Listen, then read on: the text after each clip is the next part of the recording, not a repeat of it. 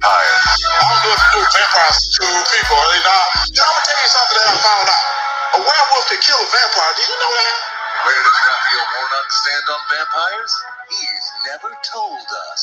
But Herschel Walker has. Because you gotta have a stake, gotta have a thing and kill him in the heart. And you got a necklace of garlic, because that worked. I don't know what it does, but it worked. Gotta have a cross, because it burned. I know that worked. Herschel Walker, solutions for Georgia, solutions for vampires. So I don't want to be a vampire anymore. I want to be a werewolf.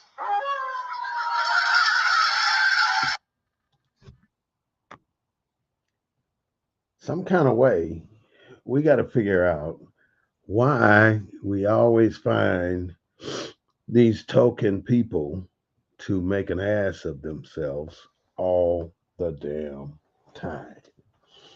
Now, you and I know that this thing has taken on a whole new look when you look at what's been happening in politics today. And those politics are something that have made it very, very difficult for normal people to function without holding their head down in America.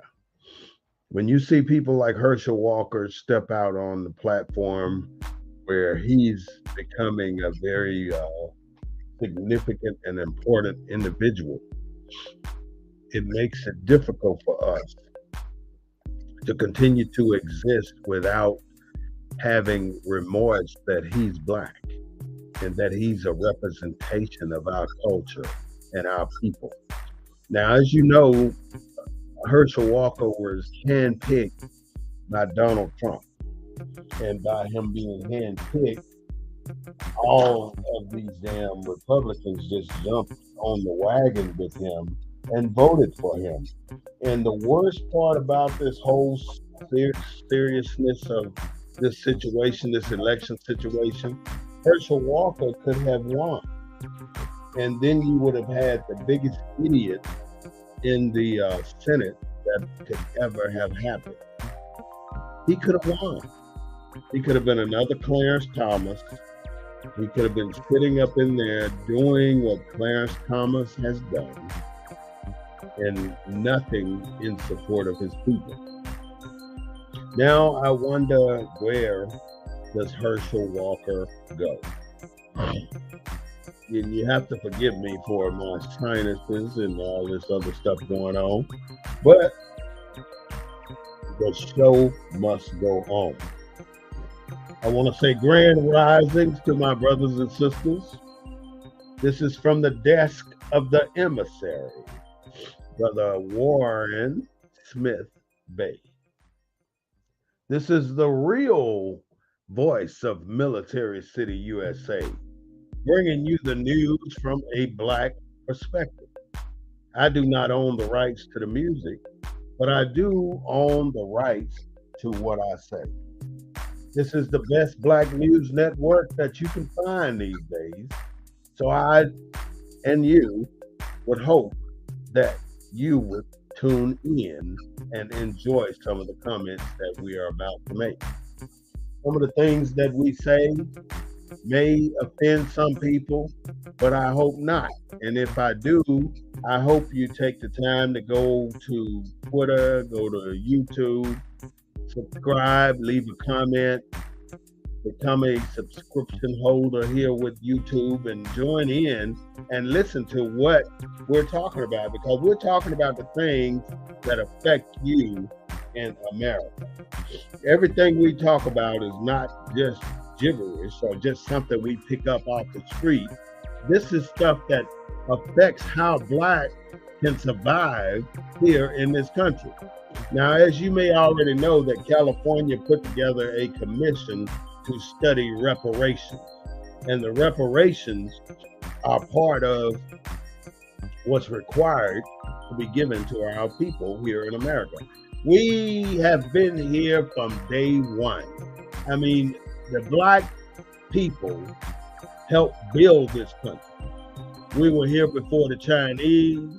We were here before the Japanese. We were here before the Koreans.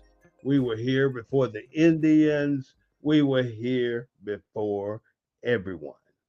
We even had the very first person to die in the Revolutionary War, Christophorus Atticus. You know, I never could get that damn name pronounced right, but you know exactly who I'm talking about. The first black man to die in the Revolutionary War was Chris Atticus. He died on behalf of this country. Although we have been dumped on, messed on, we've gotten the dirty end of the stick on every damn thing and on every level here in America. We still are patriots to this country. We still love this country to a certain extent where we stand up and we put our American flags in the front yard. We put our American flags on our homes. We post our flags with pride. And we do these things because this is the country the black man built. And we should represent this country because we made this damn country what it is today. Our free labor and our hard work and our dedication to making this country the #1 country in the world today, being that this is the youngest country with the youngest race of people. We made it happen here in the United States of America. Now, you wonder how we fit in. And it's always a challenge to get black people to understand how we fit in to such a society of characters and characteristics that are definitely made for us to have. We have to adapt, overcome, and improvise our ways of life, our cultures, our religions, our every single thing you can think of. We've had to make it fit what white America wants happening here in America. And we've done that. We've made it to this milestone in this country where it is time for you to recognize that this is not something that we've done without us gaining anything from it. I run track because I want to win. I work every day because I want to win. What I do every day is because I want to win.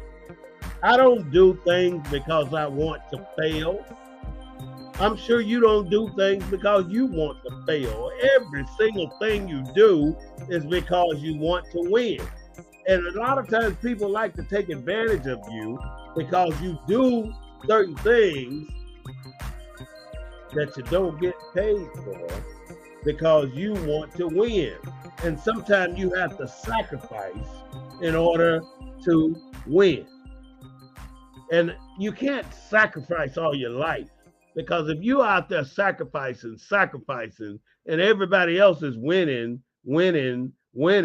at what point in time do you get a chance to cross the finish line as a winner?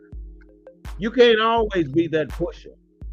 You can't always be that person helping everybody else get across the finish line. But it ain't nothing wrong with you doing it to a certain level. But there's always something that needs to come out of it for you, the black man. And when I talk about black man, I'm always talking about the black child, the black woman, the black household, the black family, the black business, the black small business, everything. Now, why is it there are thousands of black small businesses failing every day? They're failing because we do not feel the need to help them survive. There's only 1 out of every 100 black business that's going to thrive. And if we're 1 out of every 100, that's a miracle. Normally it's 1 out of every 1,000 that will thrive and become a prominent $1 million maker. But you're not going to make that money expecting our own people to help us get there. We cannot get there expecting our money to help us get there, because our money circulates in our community the less out of all communities. Our money, hurry up and get the hell up out of our community. It don't stay there no time. And it don't stay there because we so quick to take our little hard-earned money, our little hard-earned income tax, and run down to Walmart or the local car dealer and give them all this damn money on a raggedy ass car. They're getting fat off of your money, and you getting stupid because you keep doing the same damn thing, expecting a different result. You've been getting these income tax returns around this time of year next month, and then you're taking them down to the car lot, and you're buying the best looking car on the lot with the raggediest damn engine.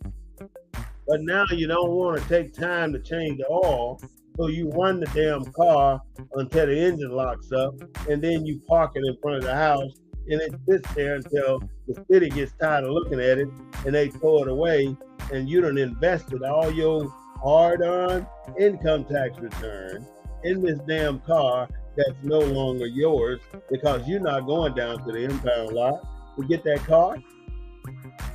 You're not going to get it. What about the polls, 51% to 48 point something percent with Warnock and Herschel Walker?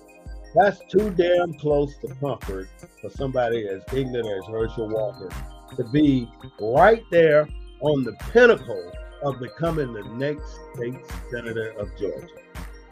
And we almost allow this man, we ain't got shit to do with the vote and runoff election down there, but black people and our people throughout the rest of this country have not supported the right black people enough to get the right people so far out in front and make it so obvious that this is what's going to happen that Herschel Walker wouldn't even show his face. He knew for a fact that he was going to lose. He should have known for a fact that he was going to lose. But Herschel Walker thought he was going to win. And believe it or not, many of us sat on the damn fence, we were hoping and praying that Herschel Walker couldn't cross the finish line before Warnock. And fortunately, Warnock won. Woo, that was a relief, boy, because we don't want that damn asshole Herschel Walker in the seat at Congress. In the Senate. That's pretty sad. Some of the things going on today in our country. A couple of weeks ago, we didn't hear very much about this because it was a little white kid. A little white kid shot and killed 5 people. He's 15 years old, and he killed 5 people in Raleigh, North Carolina. He killed the people in his house. Then he walked down the street shooting anybody he saw in his neighborhood. Oh, of course they arrested him. They did not kill the little couple. Excuse my language. They did not shoot him. They arrested him. They put him in jail. And to this day, 3 weeks later, they have not charged this little guy for killing those people. They didn't charge him because they want to wait until his birthday so he can celebrate his birthday, and then they can charge him as an adult. That's what they're doing. This is how treacherous this country is with our people. Now, if you go back to when we first started here as slaves, there were the 13 colonies, right?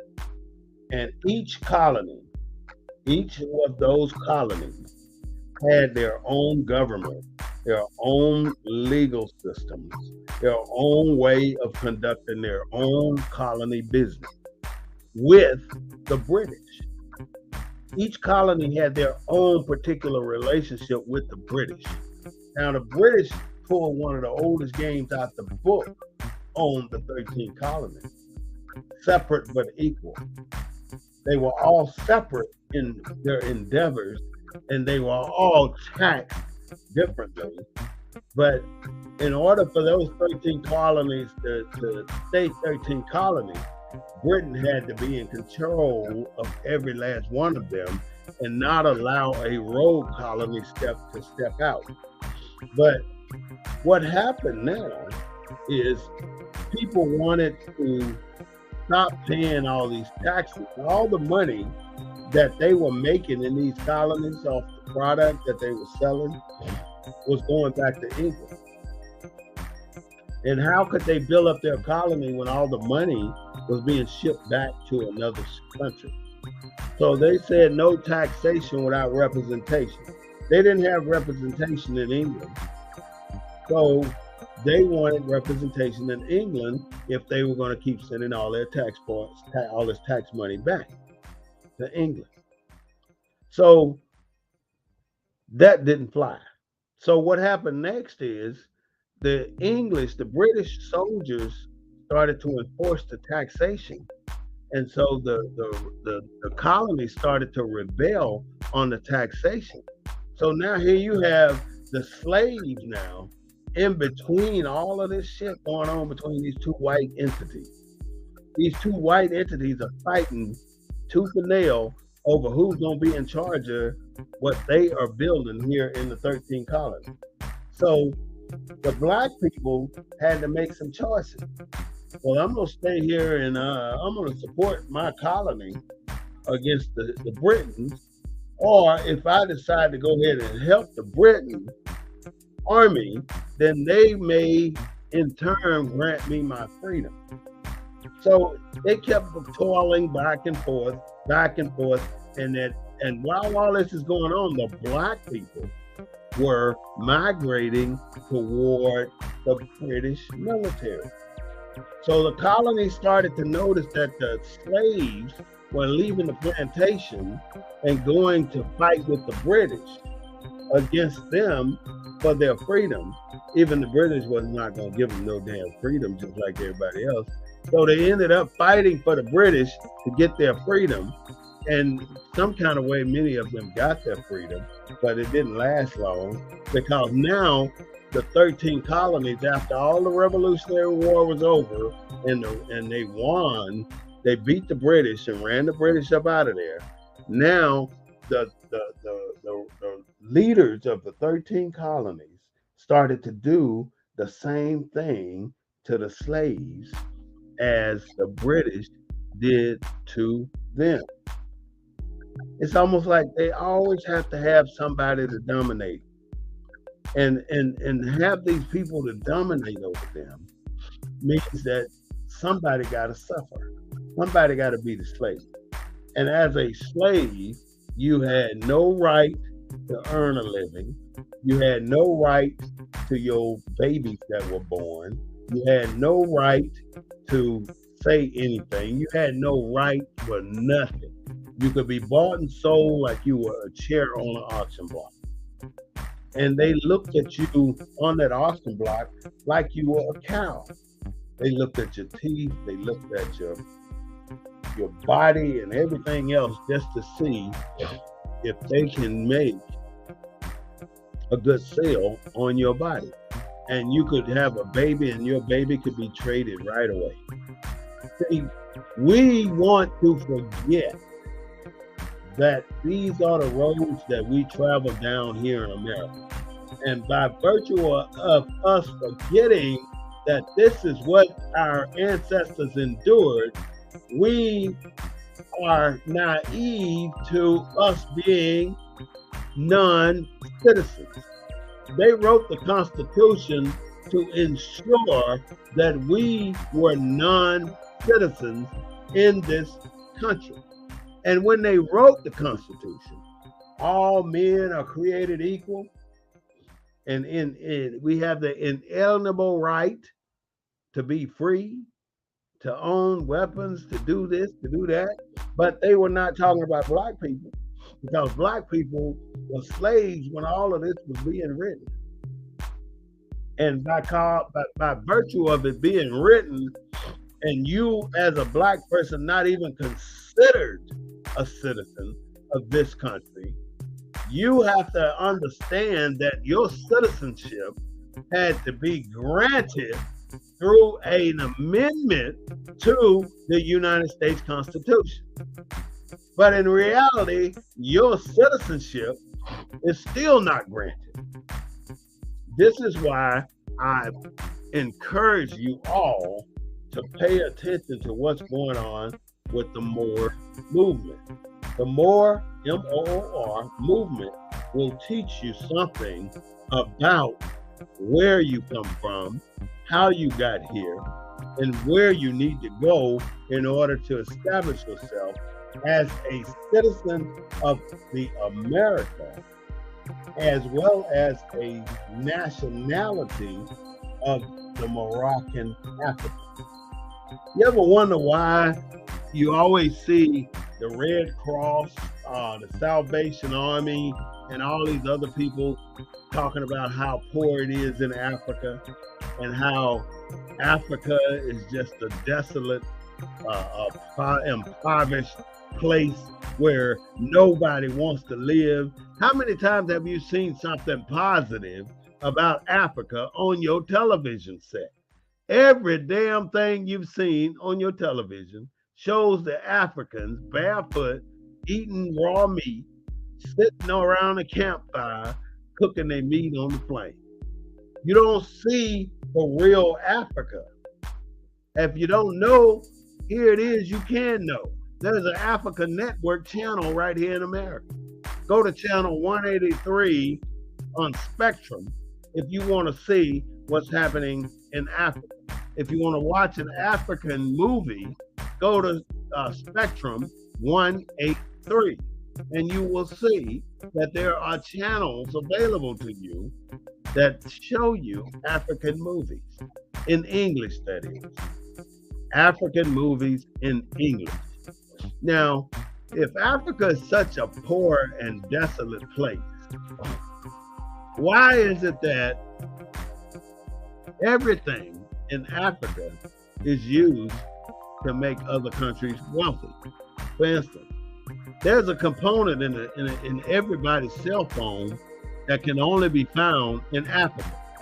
Nowhere else can you find this component. They get it from Africa. So they export this component from Africa to the rest of the world. Gold, most of the gold in the entire world comes from Africa, and they still export it from there. Most of the diamonds in the entire world come from Africa. Now, all these major components come from Africa, but yet still, you take a $1 bill and it's equivalent to 5,000, whatever it is, whatever monetary substance they use in Africa. So why is it so much money in this one bill, but it's only equivalent to $1 in American money? You know, there was a story I was listening to where an American tourist was over there on a job assignment, and he was taking an Uber every day. And if the Uber had to drive him 50 to 100 miles a day, he would pay the Uber driver $1 a mile. So basically, every day he was paying this Uber driver $75 to $85 to $100 a day in tips, not in salaries for being an Uber driver, but in tips. So he drove this black man around for 2 weeks, and every day he drove him around, he ended up with a $100 tip. Let's say $100 tip. At the end of his stay, this black guy, the Uber driver, showed up in an Escalade. Now, this Escalade in America is $60,000, $75,000. In Africa, this Escalade is 125,000 lira, whatever the money is. I don't know what the denomination is called, but whatever it is 125,000. So this guy that was giving this $100 tip to the Uber driver ended up giving him, every day he gave him $100, he gave him like 1,000,000 lira, a million, whatever the denomination of the money was. So $1 million a day for 10 days, he had $10 million, so to speak, in African money. Now, he took that 10 million and went and bought him a brand new car. And the way it works in Africa, You don't own it. You don't make payments. You buy what you need. If you want a house, you pay for it. You don't make installments. You want a car, you pay for it. You don't make installments. But yet, they got us believing that they're the poorest people on the planet because they got all these other folks going over there thinking that they're doing Africa a favor by bringing over the mercy ship and everything else to give Africans the cleft. They show all the little kids with the cleft lip and all that stuff, but yet Africa got all the resources. Is America more racist now than it was back in the 1960s? Hell to the yeah, it sure is. Back in the 1960s, the black people owned at least 2/3 more than what they own today when it comes to land and property and houses and homes. You know, as time passed, America figured out ways not to allow black people to get the things that they deserve by denying them credit, by denying them access to red line areas, by not giving them the benefits that they gave white people, like the GI Bill, like the VA loan to help them buy a home when they came back from the war. Not one black person got a GI Bill or a GI loan to buy a home when they came back from Vietnam. You know, I ain't gonna say not one, some did, but only the ones who were persistent and who knew how to fight the system. Those were the ones who got it. Did you know 38 million Americans are HIV and AIDS positive? That's a lot of people. And they take a drug almost on a daily basis. And most of these drugs are in an intravenous form. And the shot hurts. They say the drug is painful. So now they're making a vaccine available. They're doing it through tests right now, like they should have did the COVID virus vaccine. So eventually it's going to be a vaccine out here for people with AIDS and HIV. They're still killing people in Iran for wearing their hair the way they wear it. You know, they shouldn't be wearing their hair out anymore. Let them tell it. A black woman went to Mexico. Her name was Shaquilla Robinson, and she paid for 6 of her friends to go with her. And one of the friends killed her while she was in Mexico. And because she got, they tried to lie to her parents like she was alcohol poisoned, but she was not alcohol poisoned. She was killed. Somebody broke her spine, her upper spine. It's just so many stories out there right now about what's going on in the world. Another one is old senators need to get their ass up out of the seat and go home. Like Nancy Pelosi, she's finally retiring, and now they're allowing this black dude to become the Speaker of the House. Black kids are not graduating from high school like they were in the 60s and 70s. And they're not graduating because they think they're smarter than the damn teachers. And in many cases, they are. But the only time you can pass is if you pay attention to the teacher and you follow the teacher's instruction. Otherwise, you're not going to graduate. You have to comply somewhere down the line, or you're not going to make it here in this world. Comply somewhere so you can get where you need to go. Shootings are significantly higher in the black community than they used to be. The single mother rate is up higher than it used to be. The suicide rate in black America is higher than it ever was.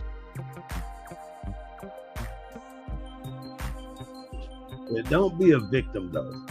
Don't be a victim because you want to feel overprivileged and then you get put in your place.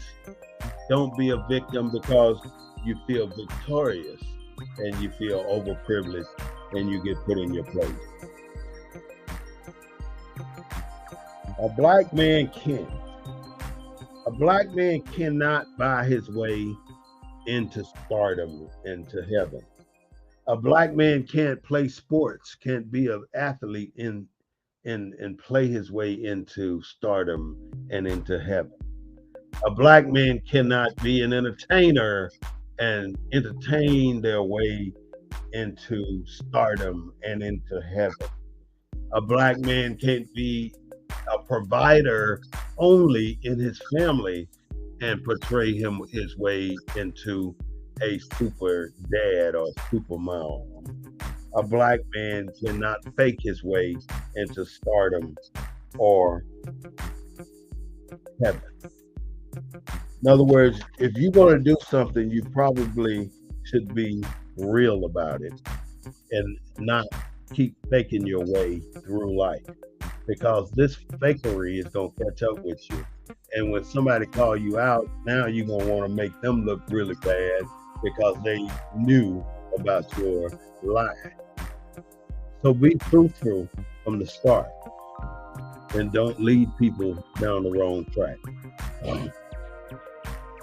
Some people cannot be led, but a lot of people can. And if you're one of those that can't be led, I would ask you to check yourself and find out why. The Oath Keepers received a guilty verdict, along with QAnon in Germany got arrested today. The Oath Keepers are still under trial for a seditious conspiracy.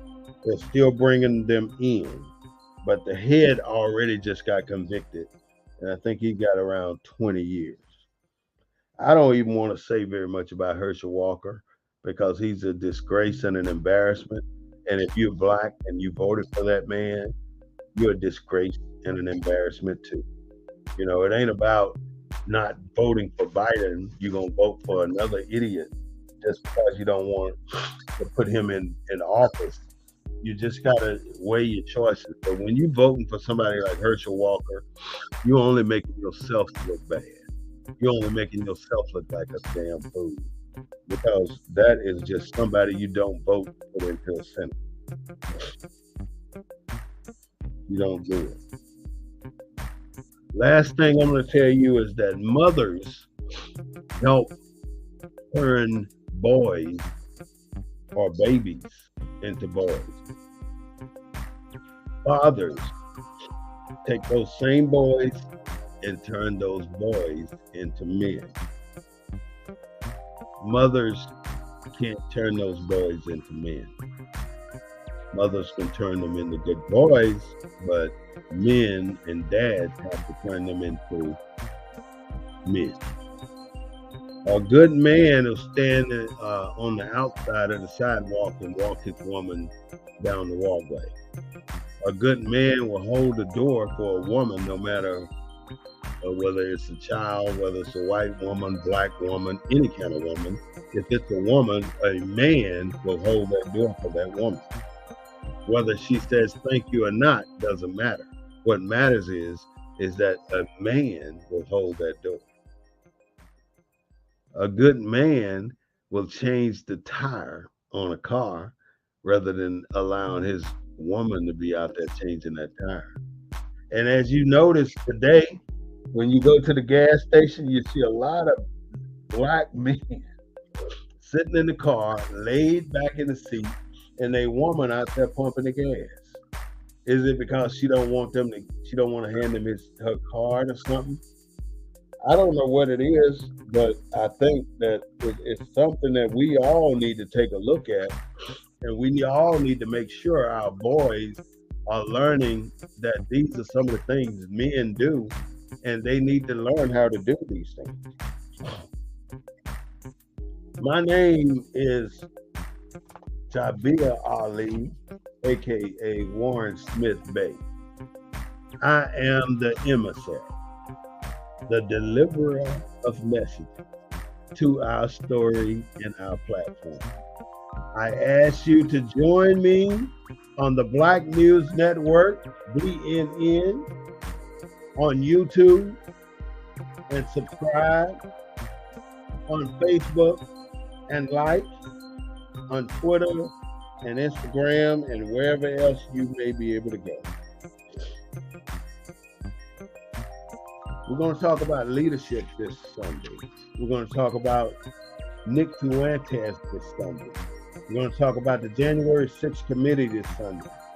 We're going to talk about the St. Louis Arch this Sunday. More history that you can learn by listening to the Black News Network. These are some of the topics that we are going to cover, but I want you to know that this is the real voice of Black USA, bringing you the news from a Black perspective. We do not own the rights to the music, but we do own the rights to what we say. So with that, I want to ask you to please join me on Sunday at 3:30 p.m. with the Black News Network.